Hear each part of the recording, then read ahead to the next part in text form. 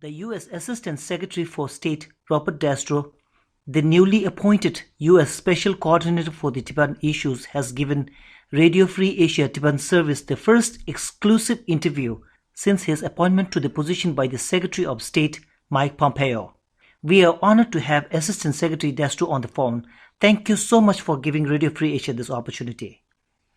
Well, I'm happy to do it, and I'm really honored to have this role. And now we have to get to work and get some work done. What would be your most important focus on Tibet as the new U.S. Special Coordinator for Tibetan issues? What would be the first thing that you would want to do? Well, I think that there are really two things that we have to do. The first is to engage with the Tibetan community and like-minded governments and multilateral organizations to build support for the Tibetan cause and for the Dalai Lama. And so part of it is I hate to put it this way, but it's really networking to try and garner support for the Dalai Lama and the distinct religious, cultural, and linguistic identity of the Tibetan people. And then secondarily, not second in terms of priority, but also to look at the humanitarian needs of all the refugees and to see if we can't help them out in a more practical way. Secretary Pompeo, on October 14, when he announced your profile, said that you will take care of the dialogue between His Holiness the Dalai Lama and the Chinese government. The informal direct talks between His Holiness the Dalai Lama's representative and the Chinese government officials ended in 2009. How do you foresee to start the dialogue? And Assistant Secretary, how confident are you at this dialogue, that this dialogue could be even restarted, which has been forestalled for the past decade? Well, I think I guess the short answer to the question is that trying to restart that dialogue is going to be a major challenge. I'm not optimistic that dialogue is going to get started anytime soon, but there are many ways to approach the issue. The dialogue doesn't necessarily have to be directly through the State Department. In fact, I think it's less likely that it would be directly through the State Department, and the idea is to really have them talk directly. And the question of how we get that done when the Chinese government and when the CCP, believes it has the right to pick the next Dalai Lama, that's a very difficult thing to do. So I'm not optimistic that we can get it started, but it doesn't mean that I'm not going to try. What would be your step towards that, making it optimistic? Well, making it optimistic, depends on a very realistic appraisal of the situation on the ground, and I have no illusions about the Communist parties, the Chinese Communist Party's attitudes toward Tibet and toward Tibetans, and so a lot of it is going to be by way of consultation with the Tibetan community, with the CTA, with the Tibetan diaspora, and with like-minded governments who have an equal interest in the long-term survival of the Tibetan community, both inside Tibet as well as in the diaspora. As you are aware that the 2020 Revised Tibet Policy Act is being held in the Senate right now, are you going to give a push to pass this as soon as possible? Well, the State Department, the executive branch has not really taken a position on the act yet. I suppose that when the time comes a little closer, we'll be taking a harder look at it.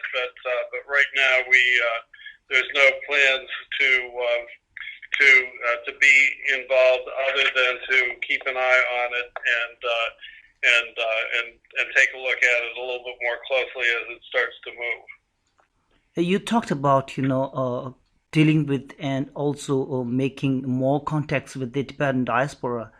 And His Holiness the Dalai Lama is one of the most important figure. Would you consider visiting Dharamsala and meeting with His Holiness the Dalai Lama? I would indeed. It would be one of the great honors of my life to do so. And China tells the world that the Communist Party has the upper hand in recognizing the reincarnation of His Holiness the Dalai Lama. What's your position on this? What would you do?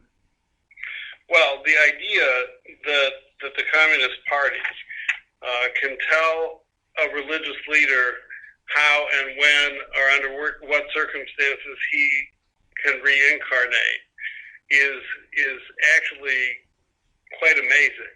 I mean, it's the height of arrogance to be able to say that any leader of a government should be able to tell a religious leader what their religious obligations are is just completely inconsistent with any notion of fundamental religious freedom or fundamental human rights. As you know, the U.S. consulate in Chengdu, the main post overseeing the Tibetan issues in Tibet, is now closed. Can you tell us how the works on Tibet are being carried out, and how would you monitor Tibetan issues inside Tibet? Well, that's quite a big challenge, as you know, and because this is literally my first couple of days in the job. I've been doing a lot of reading about what we know about what's going on in Tibet. We know that the situation is actually very serious in terms of the work camps and the ways in which the Chinese Communist Party has cracked down on Tibetan Buddhists, and so we know a lot of bad news already. How we monitor effectively what's going on in real time, that's very, very difficult, but I'll guarantee you that that's is going to be one of my priority items, is to find out what's happening now. I mean, unfortunately, when you have a closed society like that, with such tight control over information, it's hard to get good information quickly. You have met with Sikyong Lobsang Sangye in the State Department yesterday on October 15th. How did it go? What did you two talk about? Well, we talked about many of the same things that you and I are talking about. How best to reach out to the Tibetan community. He was very happy that we invited him to come here to the State Department. We talked about ways in which we can cooperate. We also talked about a visit to Dharamsala. So we talked about many of the same issues that we're talking about right now, and it was a very cordial and I thought a very productive meeting. Finally, do you have any messages to our listeners inside Tibet? Well, I suppose our most important message is that we're with you. We're with you in spirit. We pray for you. We support you, and we will do all we can within the scope of our ability is to encourage the kind of dialogue that we would like to see happen between China and the Dalai Lama. But we are deeply committed to the human rights and fundamental freedoms of Tibetans. And so, I will try and do my best, and we'll see we'll just have to see what happens. But I know that the Dalai Lama is praying for the community, and I pray with him that we will succeed over the long term. Thank you so much, Mr. Robert Destro, the Assistant Secretary, the Special Coordinator for Tibetan Issue, for talking to Radio Free Asia Tibetan Service. It's an honor to talk to you, sir. Well, it's an honor to talk to you, and thanks for taking the time this afternoon. Thank you so much for your time, and best wishes for your new role as the Special Coordinator for Tibetan Issue.